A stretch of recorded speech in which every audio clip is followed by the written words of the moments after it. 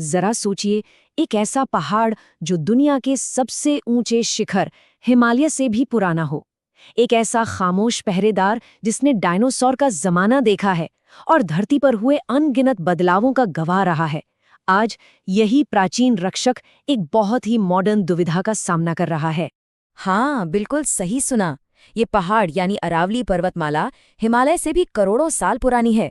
मतलब जब हिमालय का तो कोई वजूद ही नहीं था, तब अरावली एक बहुत बड़ी बर्फ से ढकी पर्वत श्रृंखला हुआ करती थी।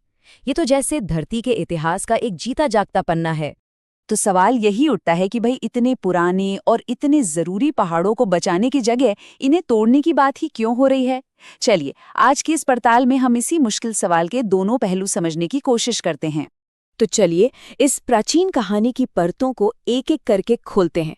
सबसे पहले ये समझते हैं कि आखिर ये अरावली है क्या और इसका इतिहास कितना कितना पुराना है।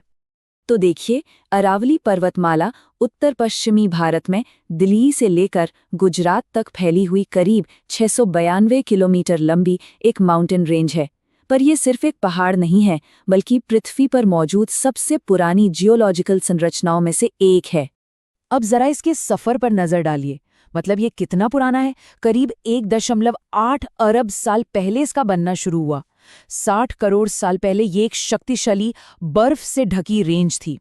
इसने डायनासोर्स का युग देखा और फिर करीब 5 करोड़ साल पहले इसने अपनी आंखों के सामने हिमालय को उठते हुए देखा।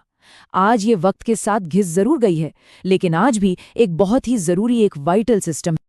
तो ये तो हो गई इसकी पहचान, लेकिन अब सवाल ये है कि ये हमारे लिए इतनी जरूरी क्यों है? इसका महत्व सिर्फ इसके इतिहास में नहीं है, बल्कि हमारे आज और हमारे कल दोनों में है। देखिए, अरावली के महत्व को हम 4 मेन पिलर्स में समझ सकते हैं। पहला, ये एक क्लाइमैटिक शील्ड है। दूसरा, एक रीजनल वाटर टावर। तीसरा, एक बायोडाइवर्सिटी सैंक्चुरी। और चौथा, एनसीआर के लिए ये ग्रीन लंग्स यानी हरे फेफड़ों का काम करती है। चलिए पहले पिलर को समझते हैं। ये पर्वतमाला एक नेचुरल दीवार की तरह काम करती है, जो थार के रेगिस्तान को पूरब की तरफ बढ़ने से रोकती है। मतलब पूर्वी राजस्थान, हरियाणा और गंगा के उपजाऊ मैदानों में फैलने से। अगर ये ना हो तो ये पूरा हरा भरा इलाका रेगिस्तान बन सकता है। और अब जरा ये आंकड़ा देखिए। हर साल अरावली लगभग 7 अरब क्यूबिक मीटर पानी सोखकर जमीन के नीचे यानी ग्राउंड वाटर में रिचार्ज करती है। इस सूखे इलाके में रहने वाले लाखों लोगों के लिए ये एक लाइफलाइन है। सोचिए, इस रिचार्ज के बिना पानी का संकट कितना गहरा हो सकता है। बस यहीं से कहानी में असली टकराव शुरू होता है। एक तरफ है विकास की जरूरतें और दूसरी तरफ है इस प्राचीन धरोहर को बचाने की पुकार।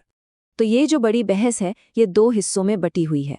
विकास के सपोर्टर्स कहते हैं कि इंडस्ट्री के लिए कीमती खनिज निकालने होंगे, बढ़ते शहरों के लिए ज़मीन चाहिए और इससे लोकल इकोनॉमी को भी बढ़ावा मिलेगा, नौकरियां पैदा होंगी। वहीं जो इसे बचाने की बात करते हैं, वो कहते हैं कि हमें इस इलाके को रेगिस्तान बनने से बचाना है, आने वाली पीढ़ियों के लिए पानी की सुरक्षा पक्की करनी है और यहाँ के अनोखे वन्य जीवों के घरों को बचाना है।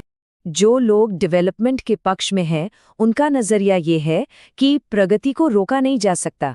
देश को आगे बढ़ने और लोगों की ज़रूरतें पूरी करने के लिए इन संसाधनों की ज़रूरत है।